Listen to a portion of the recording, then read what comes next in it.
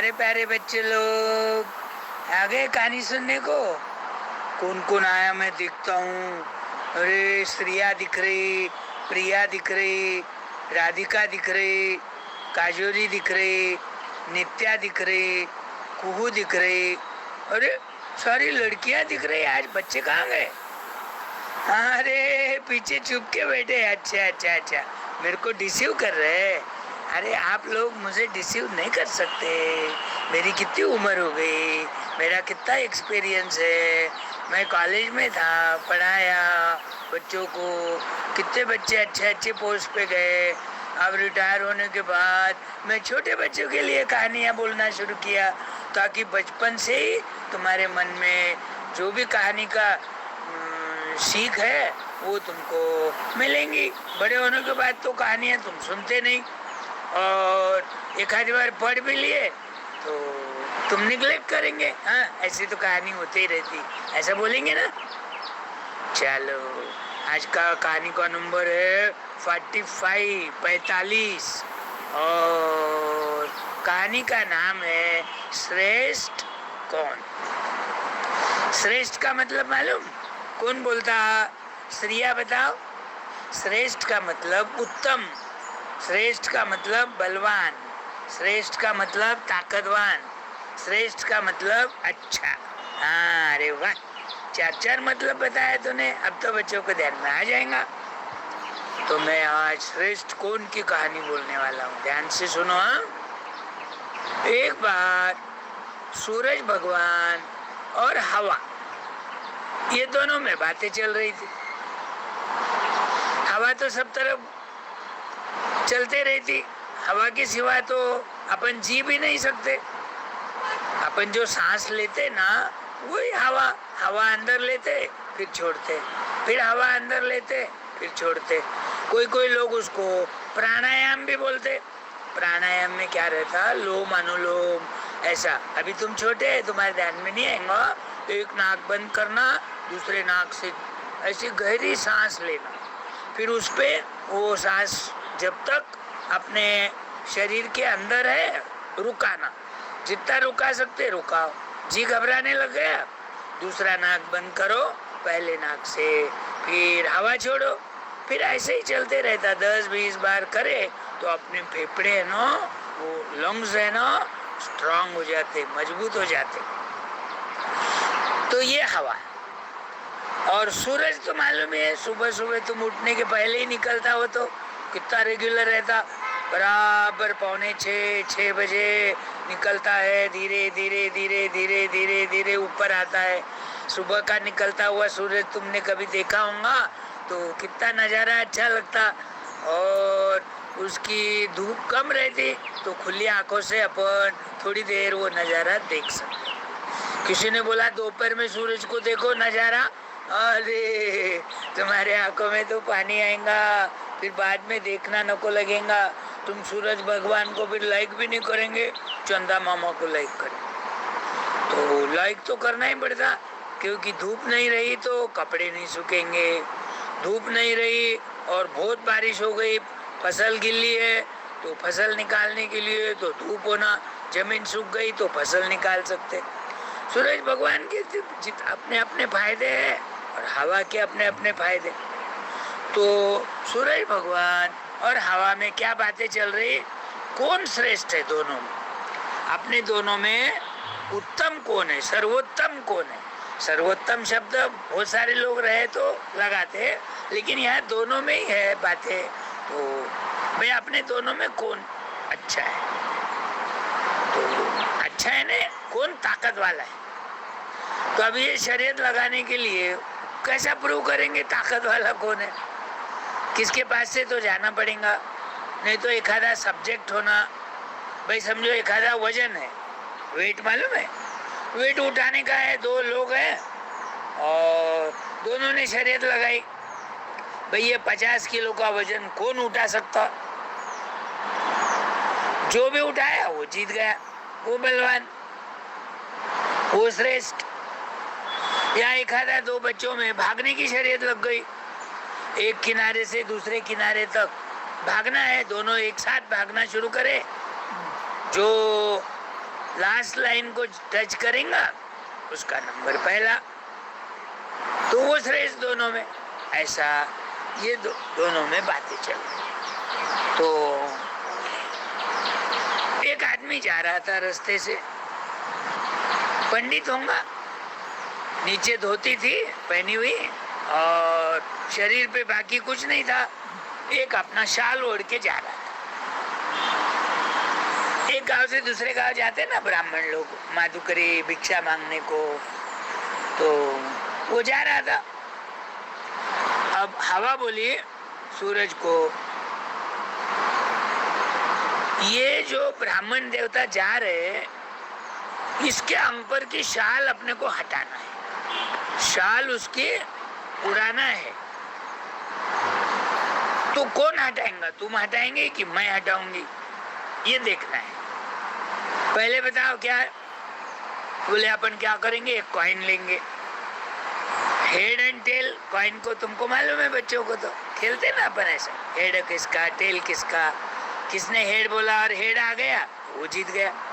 वैसा हवा ने बोला हेड, ठीक है, सूरज ने बोला मैं टेल ले लेता हूँ।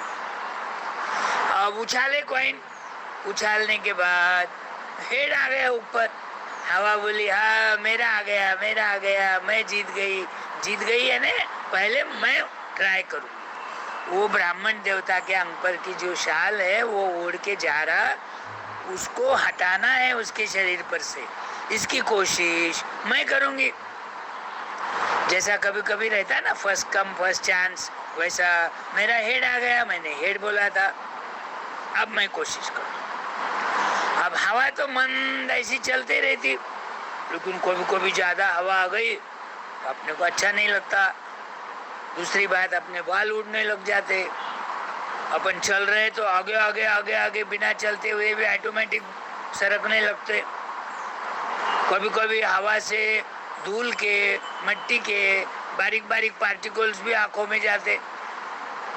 तो हवा ने अपना प्रताप शुरू कर दिया, पहले धीरे धीरे धीरे बहने लग गई, फिर थोड़ा जोर पकड़ी और थोड़ा जोर पकड़ी।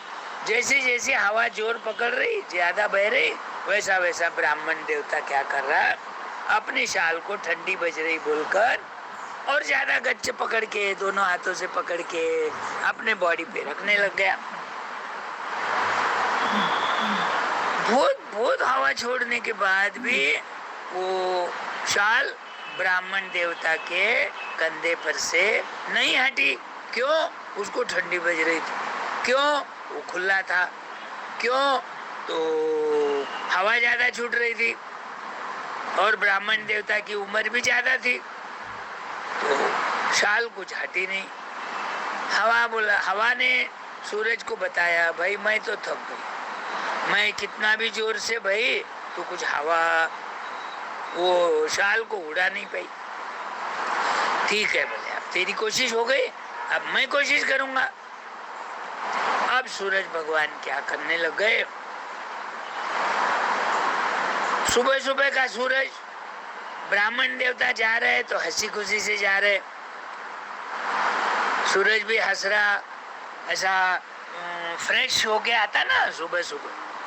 आप देखो कन्याकुमारी को भी गए ना, तो कन्याकुमारी में समुद्र है, वहाँ वो ईस्ट के पास है, तो वो सूरज जब निकलता है सुबह सुबह, वैसा धीरे धीरे धीरे जैसा अपने को लगता पानी में से ही ऊपर आ रहा। इतना नजारा देखने के लिए लोग कन्याकुमारी जाते हैं। कन्याकुमारी वो रामेश्वर के उधर है, साउथ में, लास्ट कोना है कन्याकुमारी। तो सूरज निकलने लग गया तो ब्राह्मण देवता को चलने में कोई मुश्किल नहीं हुई। शाल तो अंग पे है, मालूम है आपको, तो शाल उड़ाने की तो शरीयत है। अब सूरज 7 बजे तक तो उसको कुछ लगा नहीं, किसको? ब्राह्मण देवता को। अब जैसे जैसे 8 बजने लग गए, ब्राह्मण देवता को थोड़ी गर्मी मालूम होने लगी। शाल तो उलन की रहती और उलन की शाल तो पहले ही गर्म रहती, और जब धूप बढ़ने लग गई तो ज्यादा गर्मी लगने लग गई। थोड़ी उसने ढीली करा शाल को, ऐसा गच्च पकड़ने के बजाय थोड़ा लूज करा। सूरज समझ गया, हाँ ब्राह्मण देवता की शाल अब मैं उड़ा सकता हूँ। और थोड़ा तेज हो गया और टेम्परेचर बढ़ गया। तापमान जो रहता ना वो सुबह सुबह समझो 27-28 है तो 8 बजे 30 होगा। गर्मी के दिन रहे तो 9 बजे ही धूप लगना शुरू हो जाती, टेम्परेचर और बढ़ता।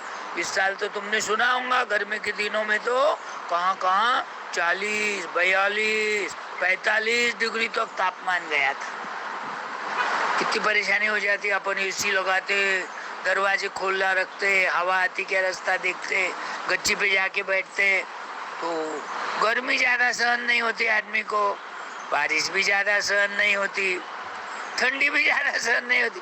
दिखने को आदमी को इतना बड़ा शरीर, लेकिन अपने को बारिश आई तो लगता ठंडी अच्छी, ठंडी आई तो लगता गर्मी अच्छी, गर्मी आई तो लगता बारिश अच्छी।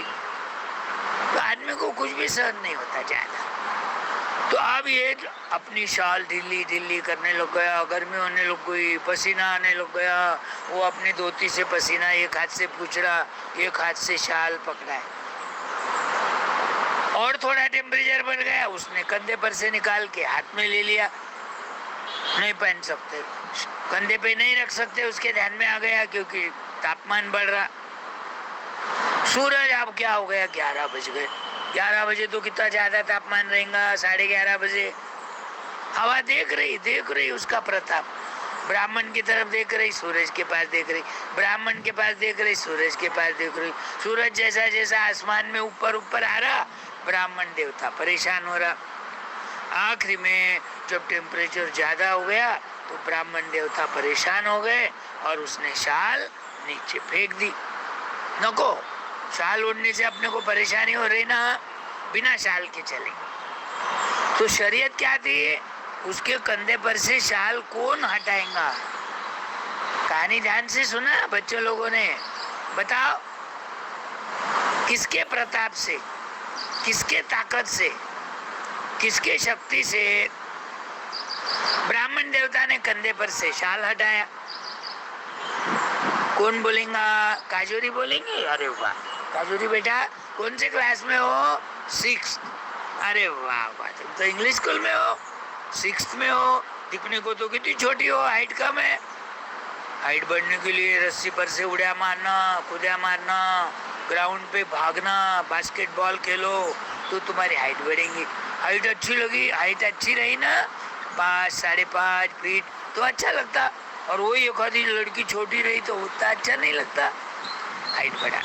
चलो बताओ किसके प्रताप से ब्राह्मण ने अपने कंधे पर से शाल हटाई। सूरज भगवान के प्रताप से। सूरज का पहले टेम्परेचर कम था, जब वो निकल रहा था, ईस्ट में से निकलता ना सूरज, तब तो ब्राह्मण देवता खुश थे। हवा भी चल रही स्लोली और सूरज भी धूप दे रहा थोड़ी थोड़ी, दोनों भी बातें हो रही। डी विटामिन, सुबह सुबह 8 बजे तक के सूरज के धूप में बैठे ना, खुले खुले यानी पूरा नग्न नहीं, लंगोटी पहनो, चड्डी पहनो, पैंट पहनो, शर्ट बनियन पे बैठा तो डी विटामिन मिलता। और डी विटामिन से क्या होता, अपने हड्डियां मजबूत होती। तुमने सुना होगा कोई बूढ़ा आदमी गिर गया तो उसको फ्रैक्चर हो जाता जल्दी, वही यंग आदमी रहा तो एक आधी बार फ्रैक्चर नहीं होता क्योंकि उसकी हड्डियां मजबूत रहती। और यंग आदमी की हड्डियां एक आधी बार फ्रैक्चर हो भी गई जल्दी दुरुस्त हो जाती, क्योंकि वो यंग है, क्योंकि वो रोज धूप में बैठता। किसान लोग देखो रोज धूप में काम करते, और बूढ़े आदमी वो हड्डियां उसकी है ना नाजुक हो जाती, और फ्रैक्चर हो गया तो दुरुस्त नहीं होती। कोई लोग फ्रैक्चर होने के बाद कभी कभी डेथ भी हो जाता उनका, घर में ही फिसल के गिर गए तो भी उनकी परेशानी हो जाती। तो वैसा काजोरी ने बराबर बताया कि सूरज भगवान की कौली कौली स्लोली धूप में और हवा चल रही, ब्राह्मण देवता खुश है।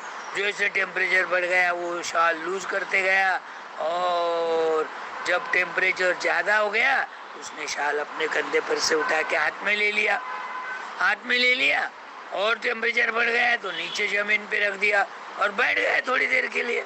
चलो भाई अब तो परेशानी हो रही, चलो बैठ जाएंगे, फिर जब थोड़ी धूप कम हो जाएंगी तो निकलेंगे। शाल जमीन पे फेंक दिया है, शाल छोड़ के थोड़ी जाएगा, वो निकाल दिया कंधे पर से। तो शरीयत क्या थी? कंधे पर से। कौन हटाएगा? किसने हटाया? सूरज ने। तो ये दोनों में श्रेष्ठ कौन बताओ? कौन बताता? कुहू बताती? अरे लड़कियां जवाब दे रही। देखो आजकल अपन देखते ना, कोई भी क्लास का रिजल्ट आ गया, लड़कियों का रिजल्ट अच्छा रहता, लड़कियों के रिजल्ट का परसेंटेज भी अच्छा रहता। ये लड़के पढ़ते नहीं ना, लड़के खेल दीवाने रहते, लड़के टीवी दीवाने रहते, लड़के मोबाइल दीवाने रहते। सारे लोग पढ़ो, लड़के रहो लड़कियां रहो, अपने को पढ़ के बड़ा होना है, होशियार होना है, अच्छा जॉब लेना है, तो तुम्हारा आगे का जीवन सुखमय होगा। तो काजोरी ने बराबर बताया। तो ये दोनों में श्रेष्ठ कौन? कहानी का नाम क्या था? श्रेष्ठ कौन? तो कौन श्रेष्ठ है? सूरज। तो हवा ने हार मान ली, भाई तू श्रेष्ठ है, मैं नहीं। मुझे लगा था मैं श्रेष्ठ रहूंगी, हवा का झोंका जोर से छोड़ूंगी तो शाल उड़ के चले जाएंगे। शाल उड़ने के बजाय तो वो ज्यादा दोनों हाथों से पकड़ के गच्छ बैठ के चल रहा। तो शरीयत लगाए, कौन जीता कौन हारा ये वहां के वहां छोड़ देना और अपनी दोस्ती कायम रखना है ध्यान में। वाह, अरे वाह, अरे वाह। सब बच्चे ध्यान से सुने, ये छोटी छोटी कहानियों पर से सीख ध्यान में रखना। और दोस्तों को भी बोल सकते, तुम्हारे से जो छोटे है, कोई भी मम्मी को मालूम नहीं रहता, मम्मी को बता सकते, पापा को जोक जोक में बता सकते। पापा तो बहुत बड़े हैं, मम्मी भी बड़ी है, उनको मालूम ही रहता, लेकिन हो सकता है उनके बचपन में कोई कहानियां नहीं बोलाऊंगा। अब मैं ये मंच पर से रोज एक कहानी बोल रहा हूँ। आज तक कितनी कहानियां हो गई? 45। अरे वाह। तुम्हारे पास मोबाइल होगा तो तुम भी सुनना, तो मम्मी को भी बोलना, मम्मी आप सुनो और मेरे को कुछ नहीं समझा तो मुझे एक्सप्लेन करके बताओ। है ध्यान में? बाय बाय, ओके, कल मिलेंगे, फिर मिलेंगे।